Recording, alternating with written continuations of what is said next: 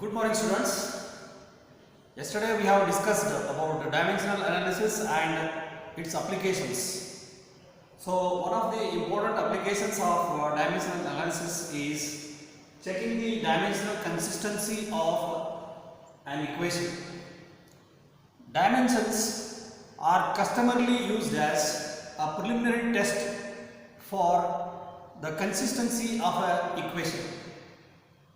Whether an equation which we get is it correct or not can be tested with the help of dimensions. But even if the dimensions are correct, it doesn't guarantee that the equation is exact.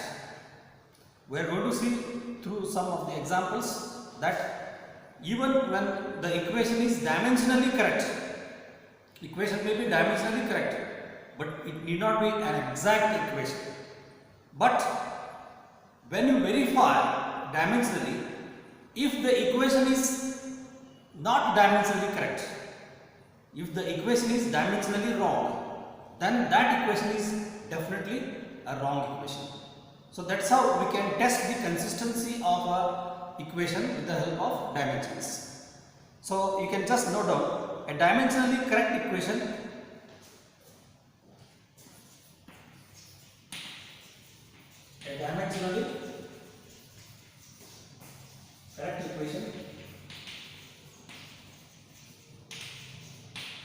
need not be an exact equation.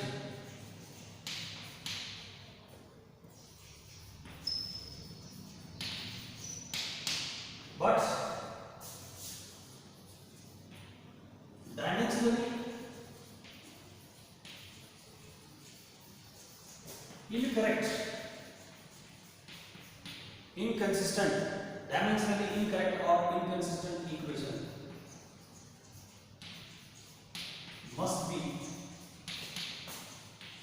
a wrong equation.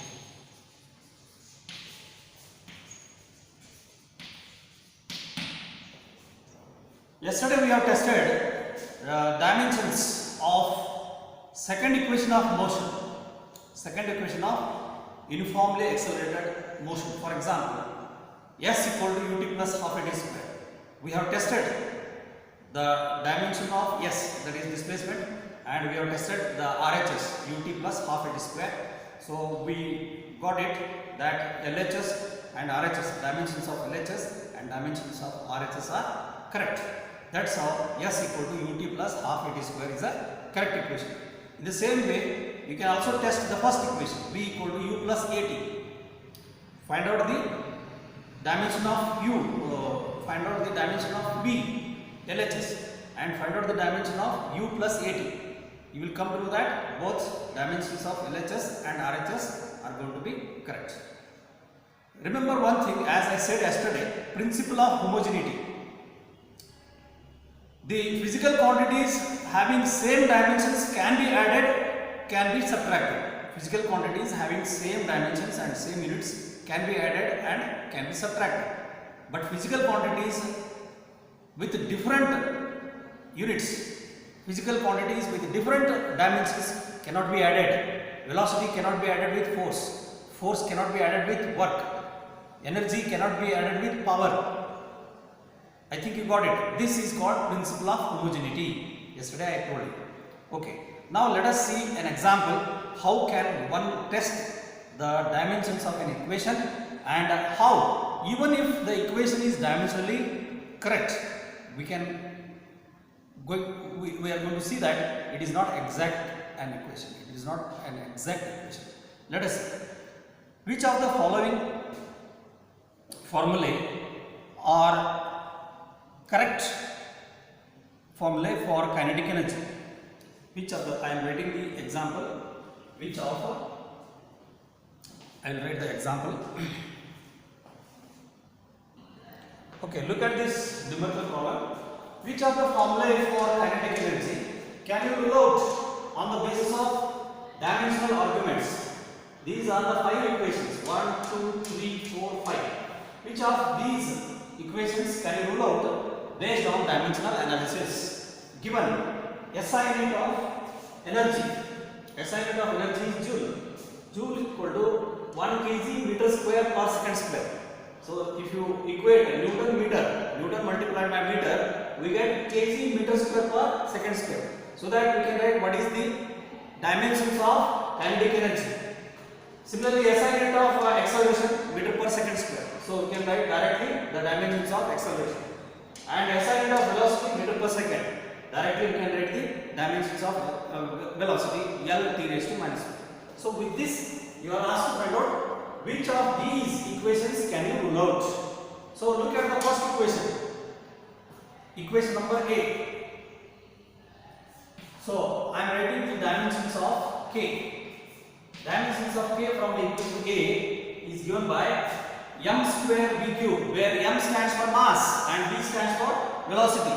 So m dimension of mass square of that into velocity. Velocity yesterday we have found out L t raised to minus 1. L t raised to minus 1 meter per second. Velocity meter per second. You see L t raised to minus 1 m square into dimensions of v cube. V cube. This is how you have to write. Now when you club this, it becomes m square L cube t raised to minus 1. Is it the dimension of energy? So you have to put the square bracket. Don't forget this. But you see what is dimension of energy? See, from the SI unit of kinetic energy, I can write dimension of kinetic energy. K stands for kinetic energy. Dimension of kinetic energy. K stands for kinetic energy. This given question. So I can write dimension of kg, that is mass. Dimension of meter, that is length, square. Dimension of time, that is second, t raised to minus 2. So this is the actual dimension of kinetic energy from the SI unit of energy. Therefore when you verify with this, so definitely this is not the correct equation. Therefore A is ruled out. A is not the correct equation. Now you see B. So it is incorrect equation. Incorrect equation. Now see B. Half mv square. Half mv square. So half, it is a constant. The constant will not be having any dimension. The numerical value doesn't have any dimension. So mass, dimension of mass m, dimension of velocity L square t raised to minus 2. Yes, this is exactly as that of the given SI unit. Therefore it is dimensionally correct equation. Therefore B is K equal to half mv square is dimensionally correct equation. Now you see third one. K equal to mv. Definitely you can say, we know that mass into acceleration is force. Force cannot be equal to energy. Force cannot be equal to energy. Therefore, if you verify the dimension of K from equation C, dimension of K from equation C is given by m. You see dimension of acceleration L t raised to minus 2. M L t raised to minus 2, which is not equal to m L square t raised to minus 2. So one L is missing here. Therefore, this is also, so K equal to ma is also is not correct equation. So definitely it is not a correct equation.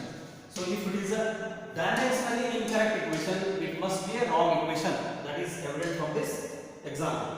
Now you see the D. Equation number D.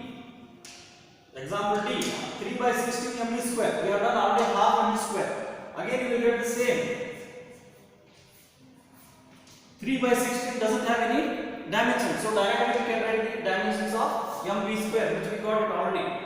Dimensions of mv square. M L square t raised to minus 2. So this is dimensionally correct.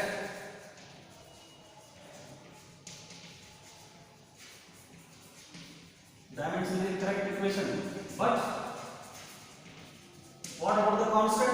Constant is 3 by 16, whereas the constant for kinetic energy is half mv square. We know this. We have studied in 9th standard. Kinetic energy has the equation of 1 by 2 mv square. Therefore, 3 by 16 mv square is wrong. Even though it is dimensionally correct, but it is not exact equation. But not exact equation. Since constant is 3 by 16. Constant is 3 by 16, which is incorrect. Now you see the last one. Last one we can directly rule out. How do you directly rule out? You see, it is having half mv square and force.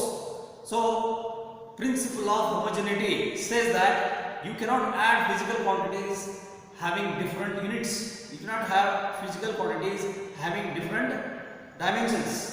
We have written dimensions of half mv square, m, l square, t raised to minus 2, and we have written dimensions of ma, that is m, what is that? ma, that is c. We have written here m l t raised to minus 2. So m l t raised to minus 2, m l square t raised to minus 2. Different dimensions are there.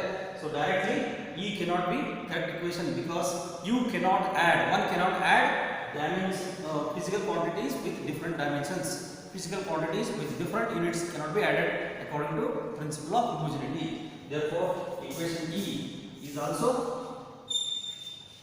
incorrect. Incorrect. Using principle of homogeneity. Yesterday I told you what is the principle of homogeneity, and again you repeat. If you repeat it once again, physical quantities having same units can only be added or subtracted. Physical quantities having same dimensions can only be added and subtracted. That is the principle of homogeneity. Okay, this says that even though an equation which is dimensionally correct, it need not be exact equation. That is evident from this example D. But if the equation is dimensionally incorrect, it must be a wrong equation. That is evident from example A, example C, and example E. Okay, if it is dimensionally incorrect, this must be a wrong equation. That is evident from this. So only one equation B and D may be taken dimensionally correct, but remaining A, C, E are ruled out since they are dimensionally incorrect. Okay, now we will see the next application, that is deducing relation among the physical quantities.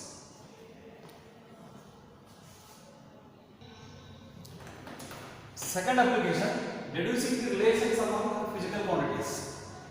The method of dimensions sometimes help us to derive the relations between a physical quantity with other dependent physical quantities.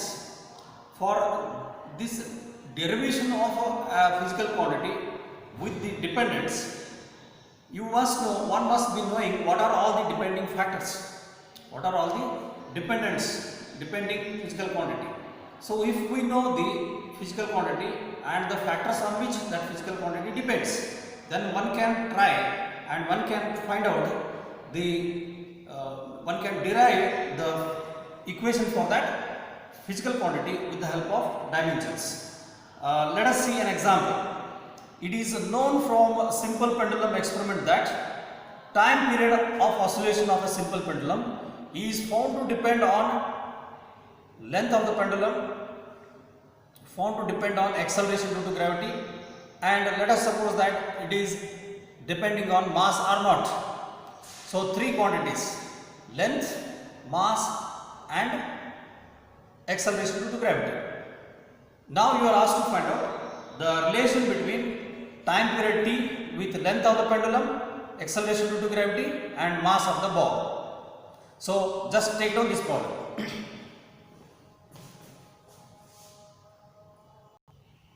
Let us look at this problem.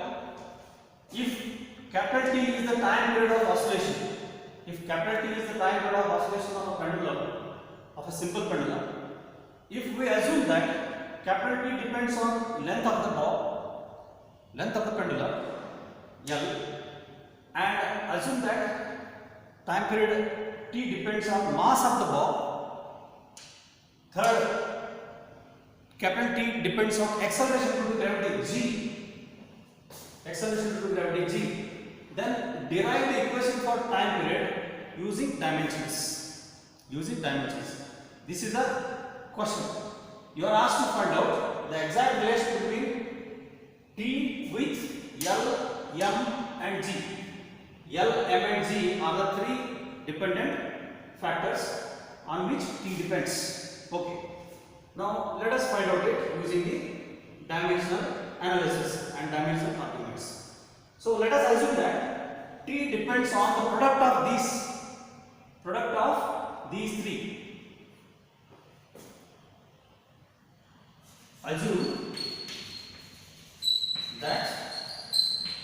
Assuming that T depends on the product form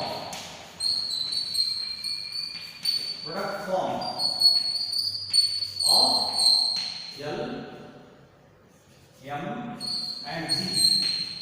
We can write T is proportional to, T is directly proportional to, this is a sign in maths that we use, directly proportional.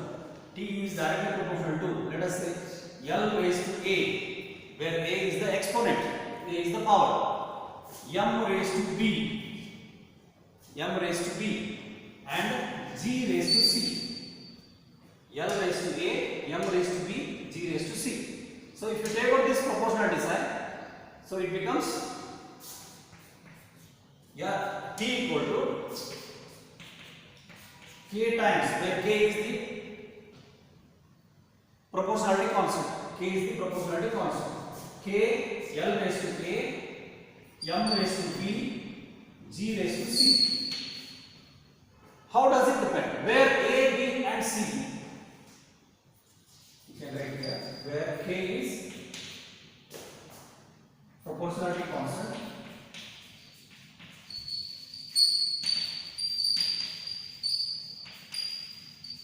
and A, B, and C are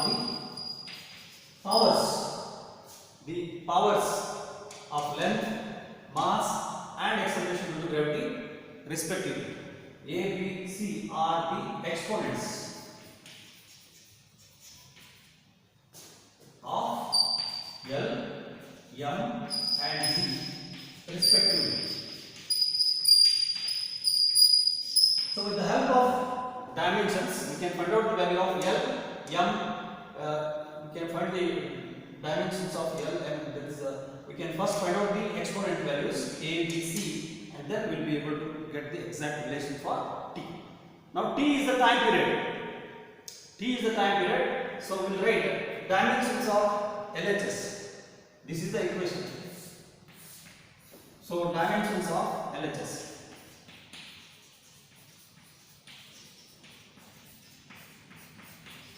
That is dimensions of time period T in terms of length, mass, and time. So it is L raised to 0, M raised to 0, T raised to 1. So this is how dimension of time period T can be written as L raised to 0, M raised to 0, T raised to 1, means it has only dimension of time. That is the meaning. Now let us write the dimensions of right hand side. Dimensions of RHS. Dimensions of RHS means dimensions of L raised to A, M raised to B. I am writing the dimensional equation. G raised to C. Dimensions of this product. So I am writing the length as dimension of L. L to the power A. Okay. L to the power A. and m is the mass, m to the power b, and g is acceleration due to gravity. You see, acceleration due to gravity, it is having dimensions of Lt raised to minus 2 meter per second square. So I can write here g as Lt raised to minus 2 whole raised to c. C is the constant which we need to find out. We need to find out the value of a, b and c. So if this equation we want to find out, if it is an equation LHS should be equal to RHS, then dimension of LHS must be equal to dimension of RHS. So equating dimensions of LHS with dimension of RHS, thus we get L raised to 0, m raised to 0, t raised to 1 should be equal to this one. L raised to a, you can just simplify this. L raised to a is there and here L raised to c is there. So it becomes L raised to a plus c. L raised to a and product of L raised to a and L raised to c becomes L raised to a plus c. Then m raised to b, then t raised to minus 2c. T raised to minus 2c. So you can have a comparison. LHS L to the power 0 is there. RHS L to the power a plus c is there. We have to equate it. So when you equate it, a plus c is equal to 0. This implies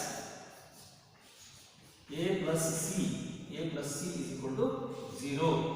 That is a is equal to minus c. This is one equation. Now compare the dimension of mass of LHS with the dimension of mass with RHS. Here m raised to 0 is there, here m raised to b is there. So this implies b is equal to 0 from the dimension of mass. So this is second one.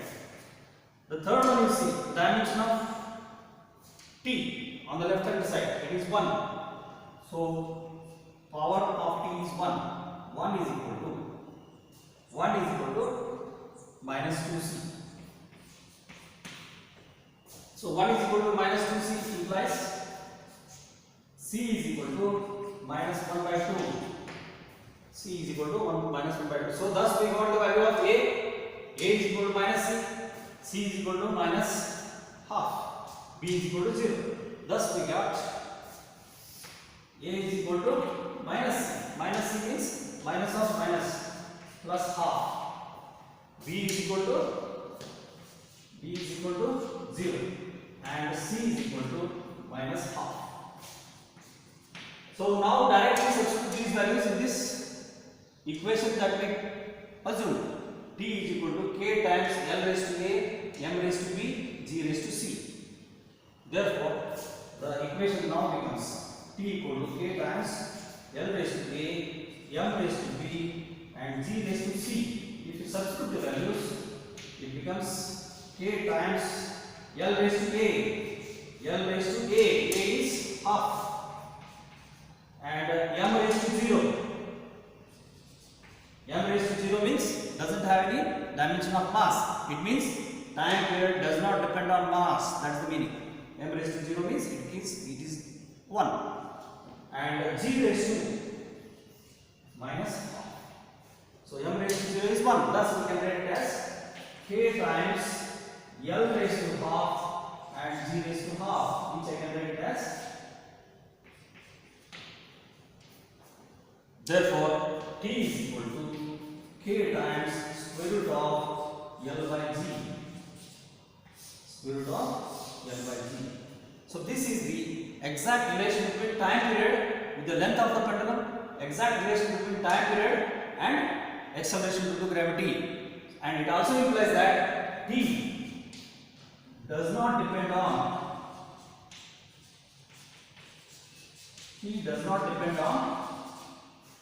mass of the ball. So this is how we get the equation with the help of dimensional analysis, with the help of dimensions. But we see here t is equal to k times square root of L by g. We cannot find out the value of k with the help of dimensions. This proportionality constant K value cannot be found out dimensionally. K value cannot be found out dimensionally. But later on you are going to study that using the concept of simple harmonic motion, K value is found out to be 2 pi. So the exact equation becomes T is equal to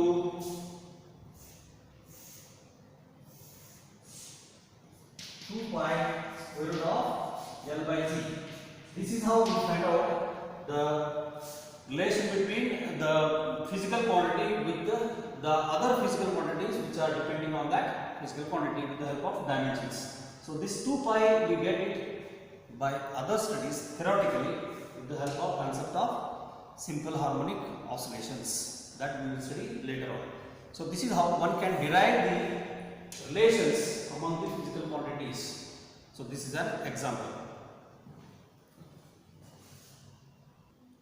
Okay, here is an example. To find the dimensions of the gravitational constant G using Newton's law of gravitation. You already learned Newton's law of gravitation in 9th standard. Force of attraction between any two objects in this universe is directly proportional to product of the masses and inversely proportional to square of the distance of separation between their centers. So finally we get F equal to G m1 m2 upon r square, where this G is called as gravitational constant, universal gravitational constant G. Now you are asked to find out the dimensions of gravitational constant G using this equation.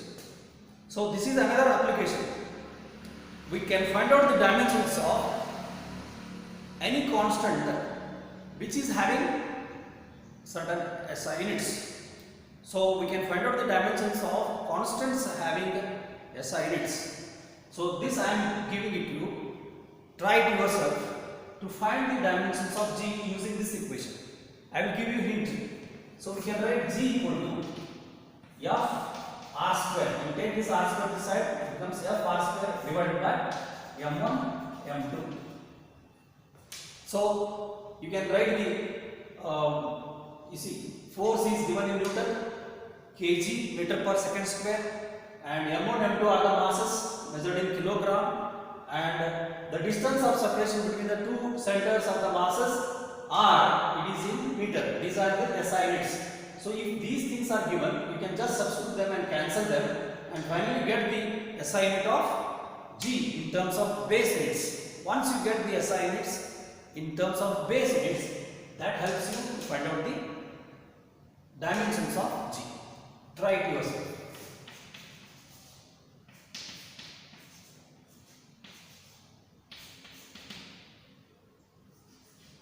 Right? Yes. Okay. So tomorrow we shall solve some more problems, and then we will proceed to the next topic, that is after laws of motion. I think yes, we are going to start with laws of motion, Newton's laws of motion. Okay. Thank you. Have a nice day.